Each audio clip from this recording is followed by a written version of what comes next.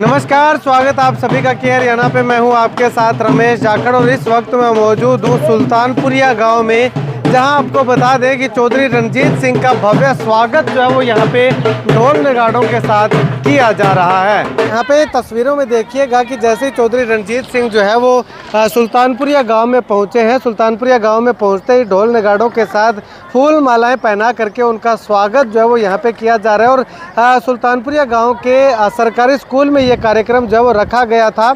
और ऐसे में अगर बात करें तो ये कार्यक्रम क्यों रखा है वो अगर आपको बताना चाहूँ तो जो चुनाव से पहले जब चौधरी रणजीत सिंह यहाँ पे बिजली मंत्री थे, उस समय जो है वो चौधरी रणजीत सिंह ने सुल्तानपुरिया गांव को पानी की मांग पूरी करते हुए जो है वो 2 फ्लडी नहरें जो पाइपलाइन मंजूर जो है वो की थी, लेकिन वो पाइपलाइन जो है वो चुनाव तक जो है वो किसी तरह से नहीं डल पाई। लेकिन उसके बाद अब जो है वो कार्रवाई जो है वो सिरे चढ़ी है। तो जिसको लेकर के जैसे ही लोगों के खेतों तक पानी जो है वो पहुंचा है, तो गांव के लोगों ने चौधरी रणजीत सिंह का स्वागत करने का और सम्मान करने का फैसला किया। और उसी कड़ी में आज चौधरी रणजीत सिंह यहाँ पे पहुंचे हैं और लोगों ने जो वो चौधरी रणजीत सिंह का दिल खोल करके धन्यवाद जरूर किया। कहीं ना कहीं गांव के लोगों के मन में मलाल भी था कि उनको जो है वो वोट ना दे करके उनको जो हराने का काम किया, लेकिन चौधरी रणजीत सिंह ने जो इस तरह का पानी की जो घोषणा की थी वो आज पूरी हो गई है। तो कहीं ना कहीं लोगों के मन में मलाल भी देखने को मिल रहा है,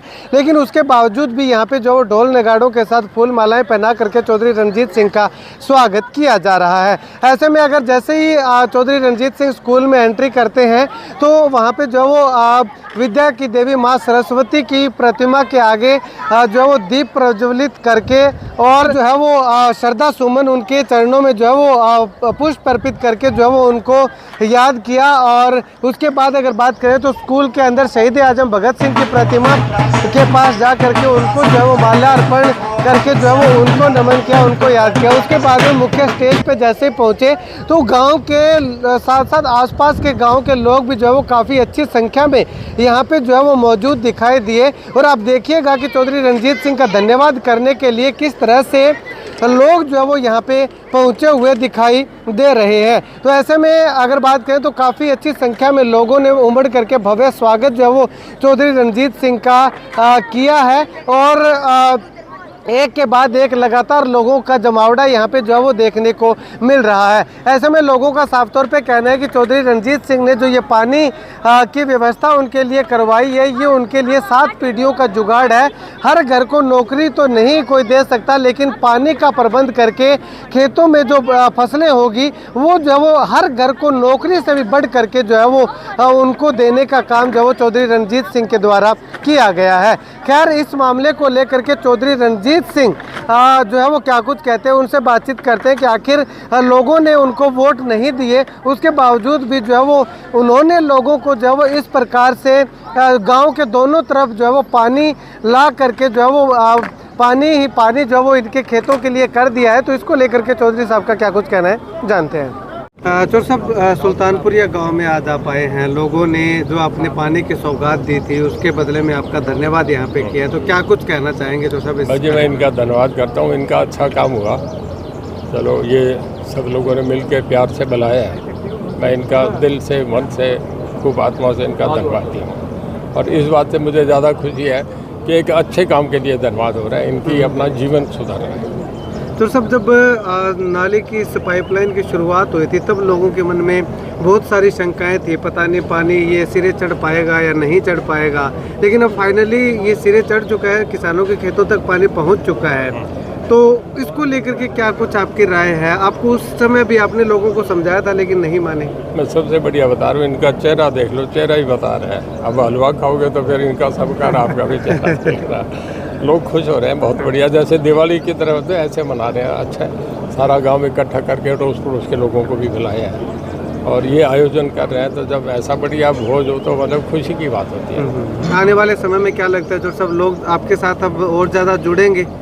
मैं तो कहता हूँ जी, एक तरफा होगा, बहुत बढ़िया जुड़ेंगे। बहुत लोगों को पता लग गया कि देखो, मैं कहना नहीं चाह रहा, भजन लाल जी हमारे आदरणीय रहे हैं, मुख्यमंत्री रहे हैं, उनके यहाँ ये सब लोग गए थे चुनाव में। सदलपुर वगैरह बहुत बड़े बड़े गांव हैं, चौधरीवाड़ी, शीशवाड़, बिश्नोइयों के बहुत बड़े गांव हैं, जहाँ उन्हें 5-5 हज़ार की लीड मिलती थी। आज तक वहाँ पानी नहीं है। और रानी हल्के में कोई गांव 6-7 गांव बचे हैं, बाकी सब में पानी। 20 गांव पहले आके अब 14 गांव में अब आ गया। उस समय की परियोजनाएं काफी गाँव के अंदर थी, सारी की सारी कंप्लीट हो चुकी है जो सब। बस एक परले 5-6 गांव कैरवाड़ा, मम्मट वो रह गए परली तरफ, बाकी ये सब गाँव हैं।